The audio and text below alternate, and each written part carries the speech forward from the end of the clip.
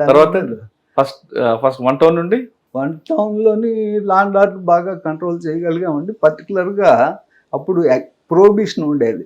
Prohibition టైంలో excise వాళ్ళకన్నా నేను ఎక్కువ కేసులు పెట్టేవాడు.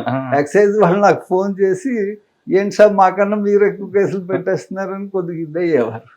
తర్వాత 4th టౌన్ అండి.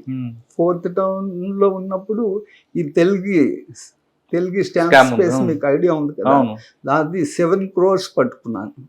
ఎవరు ఇక్కడ ఎవరు ఉన్నారండి? తెలుగు స్కామ్ అంటే తెలుగు మనుషులు ఇక్కడ తెలుగు మనుషులు వచ్చి ఇక్కడ అమ్మడానికి ప్రయత్నిస్తున్నారు. మాకు చిన్న ఇన్ఫర్మేషన్ వచ్చింది, ఎవరో ఫేక్ స్టాంప్స్ అమ్ముతున్నట్టున్నారు, చిన్న ఇన్ఫర్మేషన్ వచ్చింది. దాని మీద ఇమ్మీడియట్గా 4 places రైడ్ చేసి 7 crores 7 personsని అరెస్ట్ చేశారు. దాంట్లో తెలుగు ఇంటికి కూడా 2 times వెళ్ళాము. ఎక్కడ? బాంబే వెళ్ళాను. మరి ఇక్కడ అరెస్ట్ చూపించారా తెలుగుని మీరు? తెలుగు అక్కడ దొరకలేదు. అంటే మేము అప్పుడు ఎంత ఫాస్ట్గా లేదు, వెంటనే ఫ్లైట్లో గట్ట వెళ్తే అయ్యున్నో 20 days తర్వాత వెళ్ళాం. అప్పుడు సిపి అప్పుడు దుర్గా ప్రసాద్. ఆ తర్వాత మేము అక్కడికి వెళ్ళాం. తర్వాత బెంగళూరులో వాళ్ళు అరెస్ట్ చేస్తే నేను అక్కడికి కూడా వెళ్ళి అతని మీద వారెంట్ అది తీసుకొని దాని మీద మేము ఛార్జ్ షీట్ వేస్తే 7 years కన్విక్షన్ కూడా వచ్చింది. సార్ అక్కడ తర్వాత అండి 4th టౌన్ తర్వాత 4th టౌన్ తర్వాత 2 టౌన్ అండి.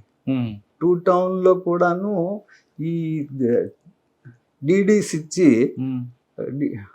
డిమాండ్ డ్రాఫ్ట్ బ్యాంక్ డీడీస్ ఇచ్చి మెటీరియల్ తీసుకెళ్ళిపోయేవారు. ఆ డీడీస్ అన్ని ఫేక్ డీడీస్. మీకు ఇవన్నీ ఎక్కడ వస్తున్నాయండి? ఈ ప్రాజెక్ట్ అంతా మీరు స్పెషలిస్ట్ అండి. మీకు యాక్చువల్గాను ఏమైనా స్పెషల్ కేసెస్ ఉంటే నాకు అప్పచెప్పేవారు. నేను అది వర్క్ చేస్తా ఉంటే వస్తాయి.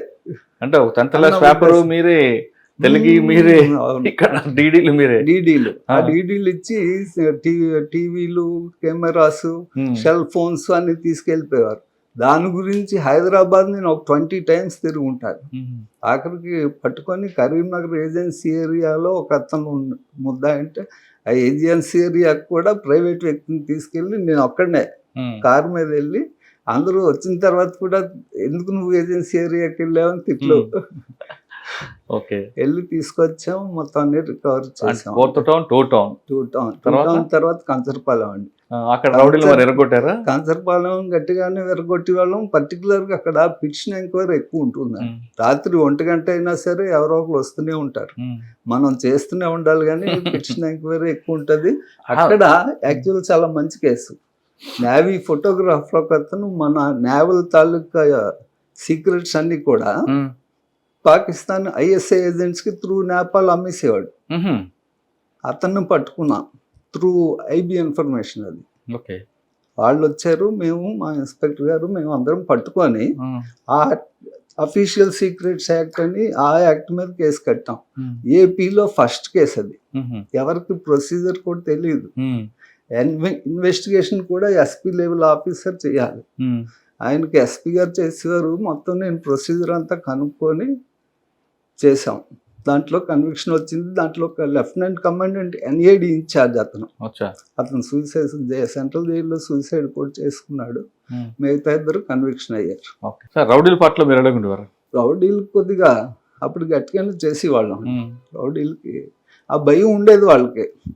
అంటే ఇప్పుడు చెప్తున్నాను కదా, అప్పటికిప్పటికి పరిస్థితులు మారిపోయాయి. అప్పుడు మాకున్నంత ఫ్రీ ఇప్పుడు లేదు వీళ్ళకి. ఆ ఛాన్స్ లేదు వాళ్ళకి. ఎందుకంటే ప్రతి ఒక్కరు గట్టిగా చేయడానికే ప్రయత్నిస్తారు. కాకపోతే అప్పుడు ఇప్పుడు పరిస్థితులు ఏమనివ్వండి, సొసైటీ అవనివ్వండి, నెక్స్ట్ ట్రాన్స్ఫర్స్ కూడా మాకు ఆఫీసర్స్ పోస్టింగ్స్ ఇచ్చేవారు. ఇప్పుడు ఆ ఛాన్స్ లేదు. పొలిటీషియన్లు ఇస్తున్నారు అంతే. నిజమండి. ఓపెన్ సీక్రెట్ అది. అది కూడా ఆఫీసర్ ఇవ్వాలంటే పొలిటీషియన్ లెటర్ ఉంటేనే ఇస్తున్నారు. ఇప్పుడు ఆఫీసర్ పోస్టింగ్ అనుకోండి, అతనికి ఇంట్రెస్ట్ ఏంటి? వర్క్ మీద ఇంట్రెస్ట్. పొలిటీషియన్స్ ఇంట్రెస్ట్ ఏంటి? వాళ్ళ కార్యకర్తలు ఆ రకంగా ఉంటుంది. సార్ అప్పుడు విశాఖపట్నంలో టాస్క్ ఫోర్స్ కనగానే కలెక్షన్ బాగా వస్తుంది అని ఒక వార్త ఉండేది, వాస్తవానా? పబ్బుల్లో కానీ క్లబ్బుల్లో కానీ. నేను 96, 98 టాస్క్ ఫోర్స్ 1 టౌన్ చేస్తూ టాస్క్ ఫోర్స్ చేశాను అండి. అప్పుడైతే మేమేమి అలాగ అంటే ఫుల్ ఫ్లెడ్జ్డ్ కూడా కాదు. టాస్క్ ఫోర్స్ కూడాను అఫీషియల్గా లేదు అప్పుడు. మేము గట్టిగా చేసాం. అప్పుడు ఒక 3 crores పచ్చ అంటారు, ఐడియా ఉందా? ఎమరాల్డ్. అది గోపాలపట్నంలో నేనే బాంబే నుండి కొనడానికి వచ్చామని చెప్పి ఒక అతని దగ్గర సీజ్ చేసాం. సీజ్ చేసి కోర్టులో పెట్టాం. తర్వాత ఏమైంది మరి ఐడియా లేదు. తర్వాత ఎక్కడికి వచ్చారండి?